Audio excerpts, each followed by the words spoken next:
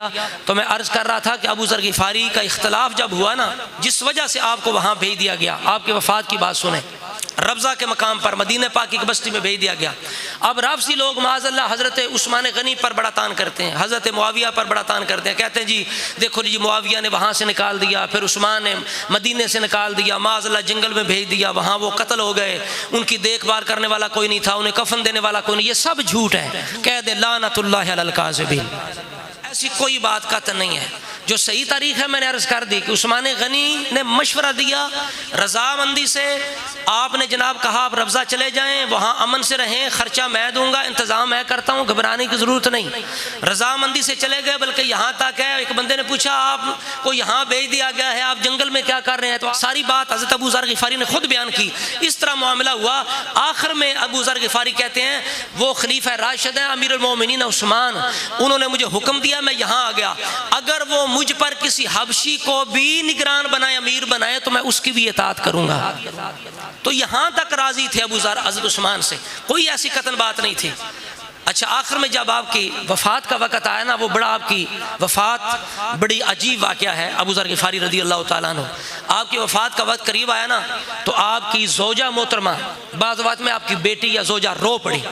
तो अबू ज़र गिफ़ारी पूछने लगे रोई क्यों हो बेटी, या बीवी थी ज़ौजा थी, रोई क्यों हो? रोई इसलिए हो कि आप जंगल के अंदर विसाल कर रहे हैं, यहाँ तो कफन भी कोई नहीं है, आपको दिया जाएगा, आपका मौत का वक्त आ गया। अबू ज़र गिफ़ारी कहने लगे घबराने की ज़रूरत नहीं है, मुझे यकीन है जब मेरी मौत आएगी तो कफन देने वाले भी यहाँ आ जाएंगे, वो भी इंतज़ाम हो जाएगा। किस तरह कहा? हम चंद असहाब रसूलुल्लाह के पास बैठे थे, तो रसूलुल्लाह ने कहा तुम में से एक बंदा ऐसा है जो जंगल में फौत होगा, जब मौत का वक्त आएगा तो उसके पास एक जमात नेक बंदों की पहुंच जाएगी। मेरे जितने साथी थे सब दुनिया से चले गए, एक मैं अकेला रह गया। अब मुझे यकीन है ये रब के रसूल ने बात की है, बिल्कुल तुम भी मुझे सच्चा समझना, मैं सच कह रहा हूँ, अल्लाह के रसूल की बात भी सच्ची है, घबराने की जरूरत नहीं। देखो जाकर रास्ते में कोई आ तो नहीं रहा? उन्होंने कहा कौन आएगा, हज के दिन भी गुजर गए, लोग चले गए, जाके देखो, देखा कोई नहीं। कहा अभी मेरी मौत का वक्त नहीं आया, अभी मौत का वक्त नहीं आया। थोड़ी देर बाद फिर जाकर देखा बिल्कुल कुछ चंद आदमी हैं जो सवारियों पर तेजी के साथ आ रहे हैं। थोड़ी देर बाद वो पहुंच गए। उन्हें उस बीबी से पूछा क्यों खड़ी हैं? अखे यहाँ अल्लाह का बंदा दुनिया से जा रहा है, उसके कफन दफन का इंतजाम करना है। उन्होंने कहा हम हाजिर हैं, हम आगे हैं। उनमें हजरत अफ़ा बिन यमान भी थे, हजरत अब्दुल्ला बिन मसूद ने जनाजा पढ़ाया हजरत अबू ज़र गिफ़ारी का, अब्दुल्ला बिन मसूद भी उस जमात के अंदर थे।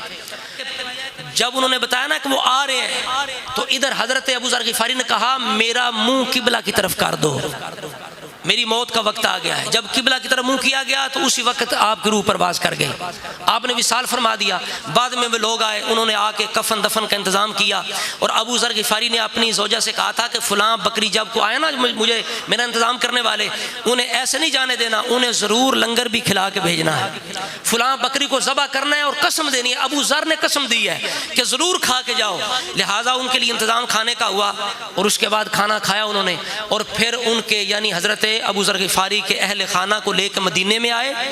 हज़रत उस्मान गनी ने उनका भी इंतज़ाम किया, बल्कि अबू ज़र गिफ़ारी की बेटी को छोटी को अपने बेटियों के साथ घर में रख लिया। अबू ज़र गिफ़ारी रज़ी अल्लाह तआला के साथ इस तरह का उनका मामला था। ये राफ़िज़ियों का तो काम ही है माज़अल्लाह झूठ बना बना के सहाबा के साथ लोगों को बदगुमान करना, मुतनफ़र करना, ऐसी बात नहीं है।